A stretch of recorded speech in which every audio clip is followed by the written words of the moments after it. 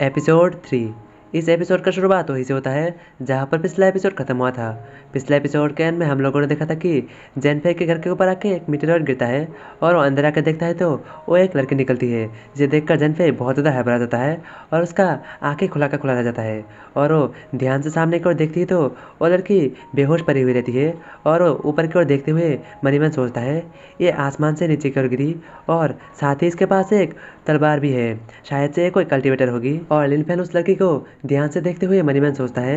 ये लड़की देखने में ठीक लग रही है और साथ ही एक कल्टीवेटर भी है, लेकिन मैं श्योर नहीं हूँ कि ये जिंदा है या फिर मर गई। और जेनफे उस लड़की की छाती के करीब जाते हुए उसके दिल की धड़कन सुनने की कोशिश करता है, लेकिन उस लड़की के दिल की धड़कन नहीं चल रहा रहता, जो सुनकर जेनफे बहुत ज़्यादा निराश होता है और वो मन ही मन सोचता है इस लड़की की दिल की धड़कन बंद हो चुकी है, ये अभी जिंदा नहीं रही। तभी वो लड़की उठकर बैठ जाती है, जो देखकर जेनफे खुद से ही कहती है ये तो वही लड़की लग रही है, लेकिन ये जिंदा कैसे हो गई। और जेनफे अजीब सी नजरों से उस लड़की की ओर देखता है और वो लड़की भी जेनफे को ध्यान से देखता है और जेनफे तुरंत ही बहुत ज़्यादा हड़बड़ा जाता है और वो पीछे की ओर हटते हुए कहता है मिस, आप मुझे बिल्कुल भी गलत मत समझिए, मैं बस आपकी दिल की धड़कन चेक कर रहा था कि आप जिंदा है या फिर मर गई। लेकिन वो लड़की कुछ भी नहीं कहती, वो सिर्फ कहती है मुझे दर्द हो रही है। उस लड़की की बात सुनकर जेनफे भी शांत हो जाता है और उसे कुछ भी समझ में नहीं आता। फिर उस घर के ऊपर से ही उसके सर के ऊपर एक पत्थर आके गिरता है और उसे समझ में आ जाता है कि वो अभी टूटे हुए घर के अंदर है, ये घर कभी भी नीचे गिर सकता है।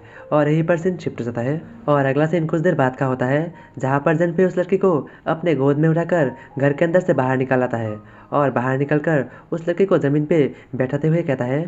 अब हम उस घर के अंदर नहीं रह सकते, वो घर कभी भी टूट सकता है। और जेनफे थोड़ा सीरियस होते हुए कहता है तुम्हें बहुत ज़्यादा चोट लगा है और इसे जल्द से जल्द हील करना पड़ेगा, इसलिए मैं कहीं आसपास जाकर मेडिसिन ढूंढने की कोशिश करता हूँ। और वो अपनी घर की ओर देखते हुए मन ही मन सोचता है मैं यहाँ पर बहुत समय से रह रहा था, अब मैं कहाँ पर रहूँगा। और ये सोचते हुए जेनफे वहाँ से मेडिसिन के लिए जाने ही वाला रहता है कि तभी वो लड़की पीछे से कहती है आपको कहीं पर जाने की कोई ज़रूरत नहीं है। ये सुनकर जेनफे पीछे की ओर मुड़ के देखता है और देख के कुछ देर के लिए शांत हो जाता है और सामने के नज़ारे को देखकर उसकी आंखें फटी की पड़ी रह जाती है, उसकी दिल लगभग उसके मुंह में आ चुका रहता है। और सामने दिखाया जाता है कि वो लड़की एक मैजिक स्पेल करती है और अपने हाथ में एक दवाई को लाती है और इसके बाद उस लड़की को दिखाई जाती है जो कि अपने कपड़े उतार कर वहाँ पर नंगी बैठी हुई रहती है और वो जेनफे की ओर उस दवाई को करते हुए कहती है मेरी बॉडी अब बहुत ज़्यादा वीक है, प्लीज़ क्या आप मुझे यह दवाई अपने बॉडी में लगाने में मदद करेंगी। वहीं पर जेनफे उस लड़की को बिना कपड़ों के देखकर उसके अंदर का ठड़कपन जाग जाता है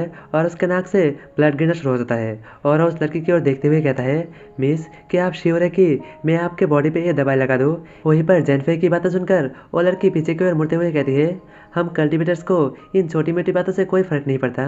ये सुनकर जेनफे उस लड़की से कहता है आप तो बहुत ज़्यादा खुले विचार वाले हो। ये सुनकर वो लड़की कहती है लेकिन आप बहुत ज़्यादा काइंड और अच्छे आदमी हो। तो ये एपिसोड यहीं पे समाप्त होता है, तो फिर मिलते हैं नेक्स्ट एपिसोड में।